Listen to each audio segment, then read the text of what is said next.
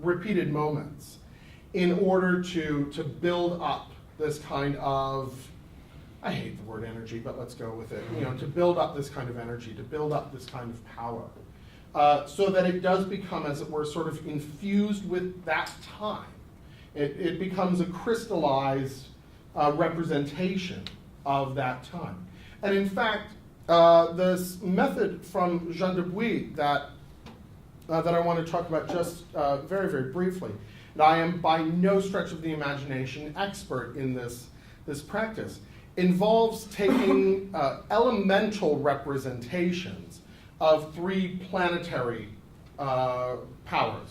So the sun, the moon, Saturn. Now, Kabbalistically, you can see that right up the sort of middle pillar, right? So you've got the sun, the moon, and sort of Da'at, or the supernal triad. And so the representation seems to be fairly straightforward. This then is tied to an elemental basis. So there's, for each of those three planets, there are four elemental representations. And then those elemental representations are each exposed to the planetary power at the time that is appropriate for that planet. So, for example, at dawn, say, on a Saturday, the hour of Saturn on Saturday, you would, at the beginning of the hour, you would expose the Earth representation of Saturn. And you would allow that to become impregnated with that time for a quarter of that hour. And then you would set it aside, and you would bring out the water representation. And you would allow that to become impregnated with that time. And then you would put that aside, and you would bring out the air representation and the fire representation. And then you would put those all together, and you would shield them from any other influence. So you would not allow them, these Saturn talismans, to be exposed to the light of the sun or the moon. So you would wrap them away. And you would repeatedly charge these. You would repeatedly expose these to the planetary powers so that they might become infused with that energy. You do that also with the sun talismans and with the moon talismans. And so finally you've got these 12 sort of representations, these crystallizations of time, these little droplets of time that you then use to make contact with in a ritual practice something that transcends time, something that is not of the order of time. And so I think that this is a particularly interesting method because it does draw together all of the various aspects of temporal ritual practice. That is to say, it involves repetition. It involves planetary or celestial alignment. It has to do with the planetary hours. But it also draws in elemental bases. And so for me, this practice is one that really speaks to the richness that we can experience in taking seriously the temporal aspects of ritual practice. So that really is the bulk of what I wanted to say. I wanted to keep it relatively brief. But certainly I think that there are lots of questions. We've got a lot of experienced practitioners here. Are there any questions or comments that people want to add to this? Yeah. Just saying to kind of tie things together with divination earlier, and I think especially in the beginning standpoint, there's kind of a weird comprehension about how this stuff works, and from my own experience, if we're dealing with, you said energies before, but you can almost see them as frequencies and various interrelating. There might even be a better word, yeah. Yeah, patterns of coded information that is particular. Like you said, if you're singling something out, the whole practice of planetary ritual as well as divination is you're taking the huge aspect, almost as like if you're searching around in the mind of God and you're trying to locate specific threads in the whole tapestry pattern of the universe, the particular ones that are important to you that you like clear understanding, or perhaps ones you want to be more connected with. I think it comes from the strand that there is not this separateness, that there is a relationship between us and everything that's going on, but it becomes so huge that it can be difficult to focus, to understand, and to work within certain streams. So these practices were designed and developed to, I don't know, single out, but clarify. Focus and clarify along. So when we come to this conjunction, that's why these planetary arrangements are important, because it makes a clear conduit of a particular kind of energy of strength, and to be able to harness that, working it within the talisman, it's buying something that's almost ambiguous. It's spiritual, and it's in this huge conglomerate, and we're singling it down to a place, time, something that we can hold, that we can use, and that we can relate to in a certain way, to have that energy and work it in a particular conscious way, Yeah. a conscious understanding. And I think that your last point is really important, that this always requires a kind of conscious, volitional activity. It requires a certain kind of mindfulness, that it is making ourselves, more than anything else, aware of the movements of the machine, of the way in which temporality progresses. And the other thing that I would say is that I think that divination can be an important part of this, and in turn, this can be an important part of divination, right? I mean, if I am going to ask a certain kind of question, maybe I want to time that to an hour or an aspect or something that's pertinent to that question. Or maybe it's as simple as saying, there's an appropriate time in which I do divination. Right? There's a time that's appropriate for divination. Maybe it's the hour of Mercury, right? I mean, that's, maybe it's, maybe it's a solar, effect. I mean, both of those can have sort of connections to the science of divination.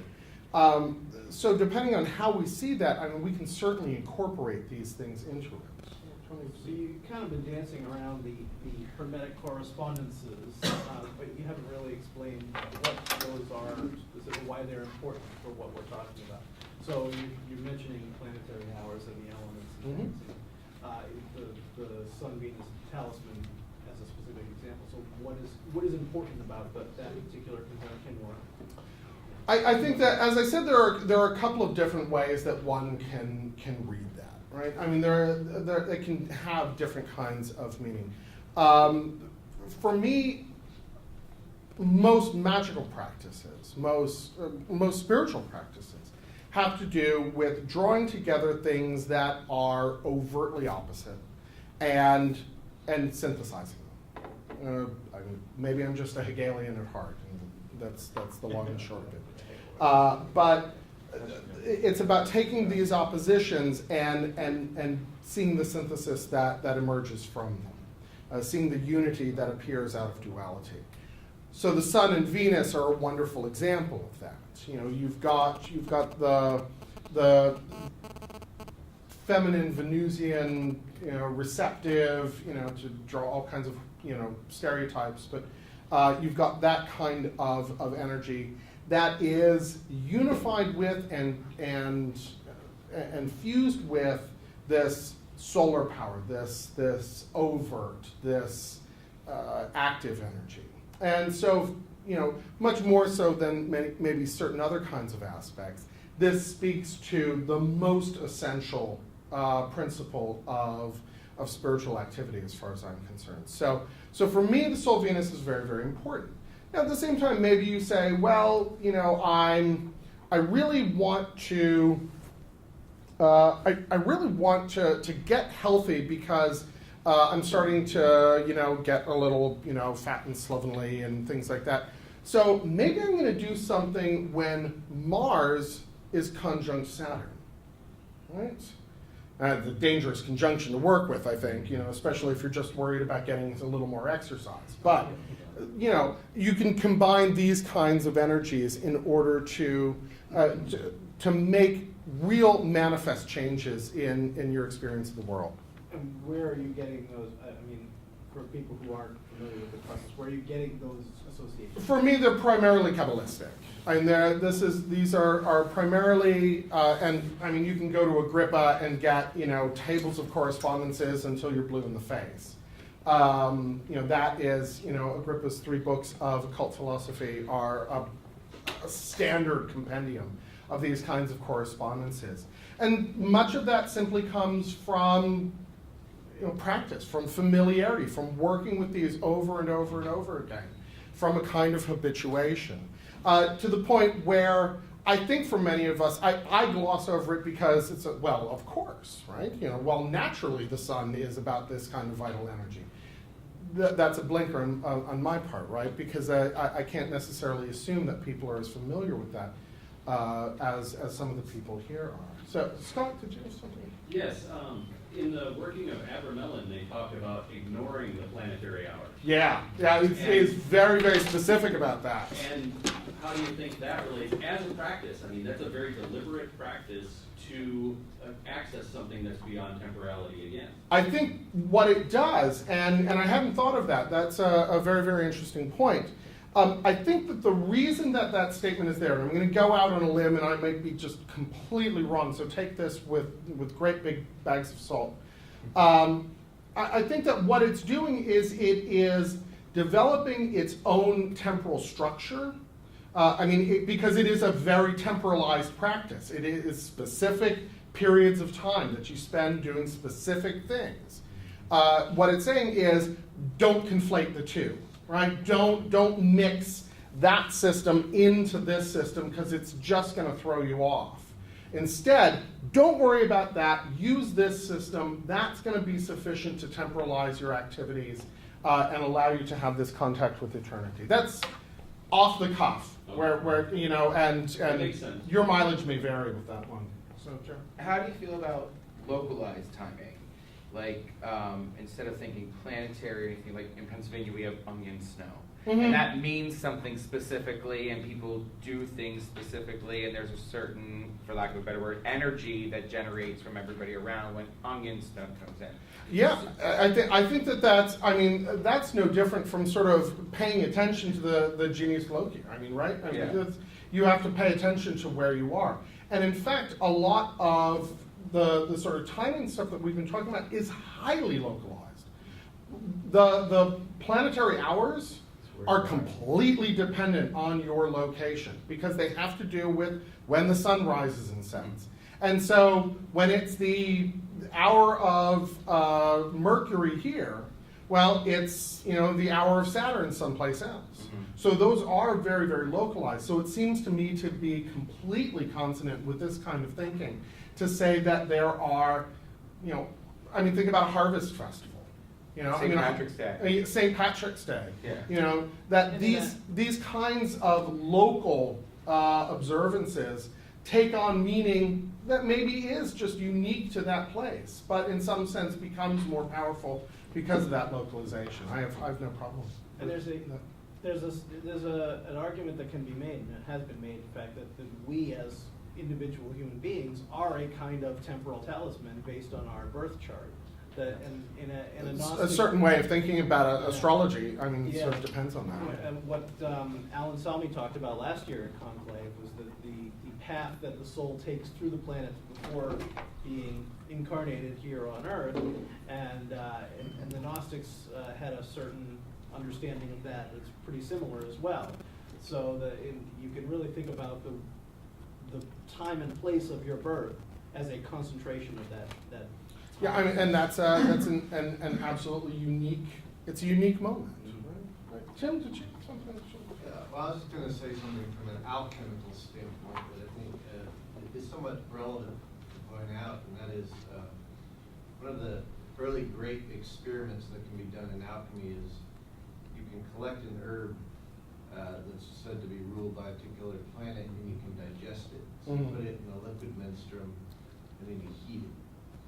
And you just keep it at the same heat for days and days and days. And you'll notice that after a certain amount of time, when the planetary hour comes that rules that planet, the vessel will start to get real volatile. And then as that hour wears off, it'll calm down. It'll settle back down. Which suggests that there is some sort of energy propelling that. Yeah. And I don't know if it's, you know, I tend to think that, you know, maybe there are certain frequency pulses that exist during certain times of the day. This is Maybe the terminology that Brian was using, yeah. and maybe it's easier to assign them to planets rather than, you know, there's actually an energy emanating from that planet. If you can, you know, it's good to create these correlations. But from an empirical standpoint, and that goes, by the way, it throws a lot of what we normally think about science out the window, because here you're seeing something behave differently at certain times of the day than other times of the day. If the conditions are constant, they should be behaving constantly. But of course, science always opens itself up to there always being some variable in play that we don't recognize, and that. So, you know, if someone were to, and certainly I know you're not saying this, if someone were to say, well, that claim is unscientific, they would be wrong. Right. They would be Science wrong. has been picking that up, though. We've got the radio signals, and there used to previously thought where there's no basically communication between the celestial body, these planets, and everything between Earth and what's been going on. They're actually being able to record a lot of things that are.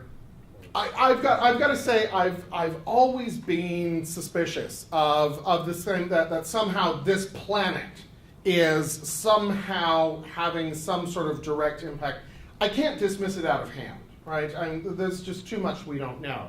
But I more think of it in terms of you know, that planet being a representative of a larger movement. In fact, in talking about astrology, once a friend of mine sort of explained sort of astrological movement to me in a way, because I was speaking about this idea of, you know, the energy from the planet sort of coming down to the Earth, and I was speaking of it, as I do, in very dismissive terms. And, you know, as, you know, being a bit of an ass, as usual. And he says, now, wait a second, think of it this way. If you look at a clock, right, and you know that you've got a meeting with somebody at 12:15, right, and you look at the clock and you say, oh, God, the clock says it's 12:20, and I can tell because the hands are oriented in this certain way, I'm late for my meeting. I bet that person is sitting in his office waiting for me, right? So what I've done is I've said, because the hands of the clock are oriented in such a way, I can make a guess that this person is probably in such and such a place. Did the hands of the clock make that person be in the office? No, of course not. That there's a whole bunch of intervening connections that take place. And so for me, even if I'm dismissive of the idea that rays from the planets are somehow impacting the Earth, I don't think I can turn around and say, and yet a claim like the one that Timothy was making about the way a substance in a menstruum is going to undergo certain kinds of rhythms over the course of its maceration. I can't dismiss the idea that that's happening along planetary lines. In fact, that makes perfect sense to me. So, Donald, did you have a question? Yeah, I was going to ask you how, first of all, the exposure of talisman that you were talking about sounds very similar to the exposure of relics. The relics of the Blessed Sacrament. On the feast day. Yeah, yeah. But I remember that there was, like, here I was trying to look it up, but I remember that there was a very interesting commentary by Paul about, you know, you idiots, don't you realize that you've overcome the power of the elements and time in particular? Yeah, yeah. So how do you think that fits into that? I think, and not just that, but also I think in classical Gnosticism, the sort of the call to rise above the sort of archonic influences of the planets and elemental forces. And I have to admit, I always read those and I say, you know, well, yeah, okay, so those are the forces that are drawing us down, but no, I like those forces. Those are the forces I work with. Those speak to my relationship to God. And so there's always a tension for me in my own practice regarding this. Wow, and like 3 or 4 hands, just immediately go up. Because this is an ongoing problem, Well, right? because you see, on one hand, you see this, that's part of the Christian tradition. On the other hand, the Christian tradition is based on such a calendar. Yeah, exactly. And I think that there is this very, very interesting tension. I think that one could very easily resolve this, perhaps too facilely resolve this, by saying that there is simply a celestial and a terrestrial version, that what the planetary force means when it's drawing you down is very different from what that planetary force means as a representation of an aspect of the divine. I'm not sure that's a good answer. I think that seems too glib to me on some, just, oh, well, they're different, so. I did have a comment though about that. Just the understanding is the kind of the outsider to when you look at this, and especially the skeptics, they're saying, oh, you're worried about all of these forces that are making a person act a particular way, do a particular, or there's outside forces impeding or assisting them. And for the insider, I guess for the magician, it's like, no, that's not the way it works. Yeah. Is what we're doing is that we're paying attention. We're thinking that instead of just being, the God and life, and there's not really much in between, life just happens, is that the design is richer than that. There's all these things going on, and we're trying to pay attention and at times understand these individual strands. And if we're aware of them or not, we can actually make more conscious, maybe more enlightened decisions about how we want to choose. Just like we saw the last speaker and everything, you can challenge those. It's not about being controlled or what's in control about. It's being a part of a picture and paying attention to being aware of all these different pieces that are going on and making more of a conscious decision about how do I want to actively be aware, be awake in this life, and for each particular moment, what do I want to choose? How do I want to relate to what's going on instead of just being oblivious, and when life happens to me, I don't understand why it's happening to me. For me, that seems no different from, sort of planting when the weather's right. Okay. Oh, all of a sudden the weather's going to change. Oh, no, it's this, cosmic catastrophe. No, it just means that this is the time when I put the seeds in. The flooding of the Nile, right?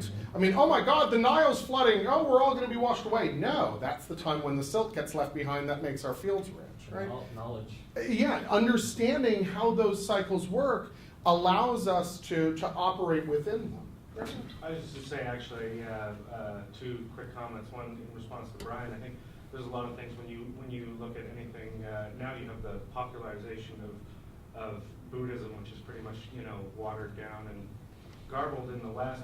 People get this idea that for example, something like karma or fate or those kind of forces, determine what happens to you. No, they set the stage. They create circumstances.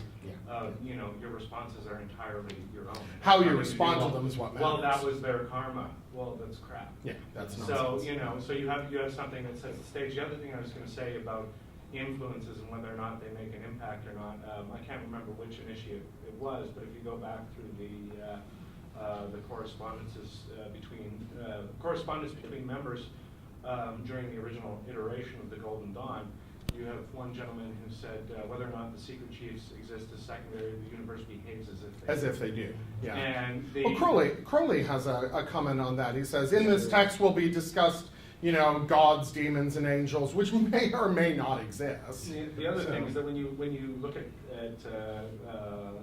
I guess classic magic and grimoires and those kind of things, you have instructions that says, non-physical entity happens to enjoy this kind of incense. Well, if it's non-physical, I don't think it really gives a crap. It's not for them, it's for you. It's for you. And It's so tuning the instrument. And so, the hours, the planets, these kind of things, whether or not they have an actual effect, in my mind at least, is secondary. It's designed to put you in the space that you need to do. Oh, this is Lon Duquette's argument all the time, right? It's all in your head. You just have no idea how big your head is. Yeah. So that's Lon. That's not me. I can't take credit for that one. Christopher. Yeah. So actually, along those lines, one of the things that comes to my mind, and I want to know how if these particular times, moments have a particular property implied in them, how much is that objective and subjective? Like, it's getting close to noon. And That's lunchtime. And that's lunchtime. I'm hungry. And Yeah. how much is this a side effect of the organs of our perception and something outside or greater than ourselves? Yeah, I tend to dodge that question as much as I possibly can, Okay. because it comes down to this question of objective existence. On the one hand, and I'm not trying to be insulting, you know I'll have time for that later, but I just don't think it's a relevant question, right? I mean, it just, that ultimately, I don't care whether this is an objective structure. What I care about is how I use that and does it work.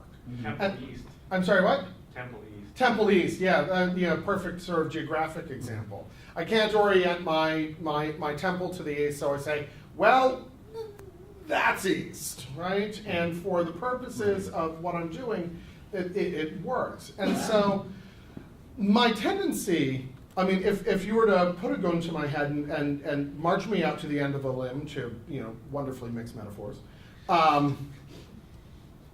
and say, you've got to say whether these are subjective or objective, I tend to fall more along the lines of the subjective. I think that this has to do with the way in which we orient ourselves. But at the end of the day, I think that's a bad question. I think it's not a question that goes to, I don't think it's a question that's useful in giving an account of the phenomena. Okay. So, Joe? I was Sorry, Mike. No problem. I got you next. I was wondering if you have any personal arguments against, because I noticed you were talking about the Sun-Venus aspects, and I'm assuming that's happening in the here and now, Mhm. when you're doing it. Do you have any personal objections or opinions to doing aspects with your own natal? Oh, no, I think that's a very important sort of way. There are techniques for deriving the name of the natal angel that are astrological in their orientation. No, I think that's a very, very important sort of means to personal development. But did you do that with your own working, like when you did the talismans and the Sun-Venus aspects? I didn't. Okay. I didn't look at my own chart in those regards, and I mean that's certainly another layer that one could add to it. I've known people to do just extraordinary kinds of things with their own natal charts. I knew a guy who did a year and a half long working to erase his Saturn and put it somewhere else. I mean, I did, when he first told me about it, I didn't even know what that meant. But he went through this elaborate sort of practice to sort of, he had a badly aspected Saturn. And he said, I want to change that. I want to take what's been handed to me and rise above it.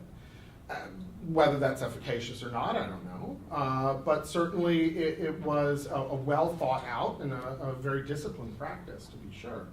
But I think something as simple as your Saturn return. I mean, that's a moment in time that is unique to you and extraordinary and powerful, and to take advantage of that crystalline moment, I think can be very, very powerful.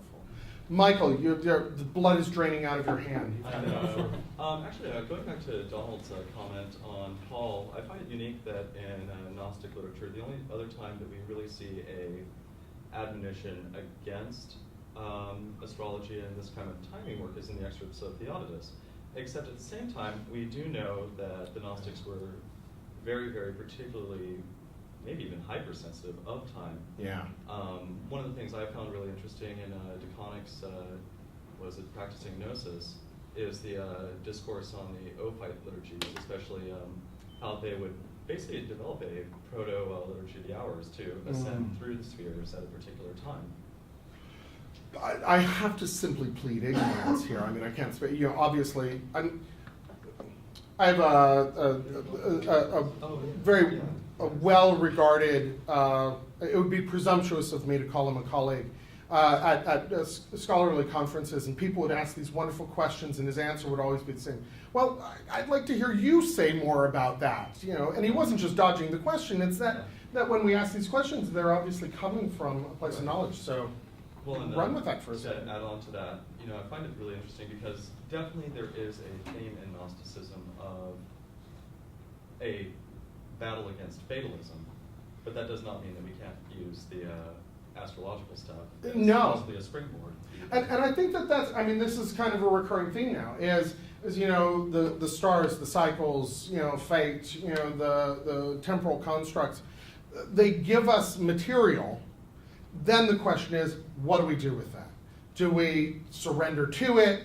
Do we rise above it? Do we struggle against it? Do we try to harness it? Do we sacramentalize it? Do we turn, yeah, do we give it a sacred quality in order to transform it? I mean, these are all, and at various moments, maybe all legitimate strategies, right? But I think that one of the things that we often recognize as Gnostics is that we are not bound in an inexorable sort of way, that there is not simply the given, that there is always the given and.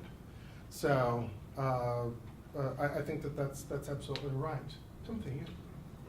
Yeah, the other thing I'd point out is, you know, traditionally the 7 planets were also said to have both positive and negative qualities. Yeah. Yeah.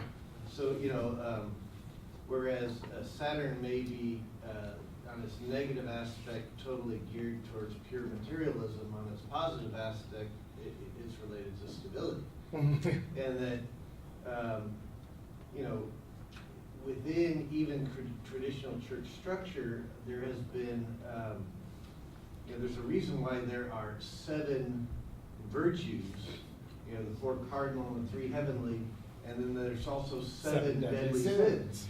Because one represented the negative aspects of the positive aspects, and these are the positive and negative aspects of these 7 planets. Absolutely. So it could be argued that by inculcating the positive, you are in turn escaping the imprisonment of the negative. Yeah, And yeah, I like that that's a reading. lot- I like that a that's lot. What that Gnostic doctrine is about as you ascend into the Agala, Yeah. 8th sphere. Anything else? Well, we are coming up on the sacred hour of lunch. So thank you guys for Plans have a line for gastrointestinal.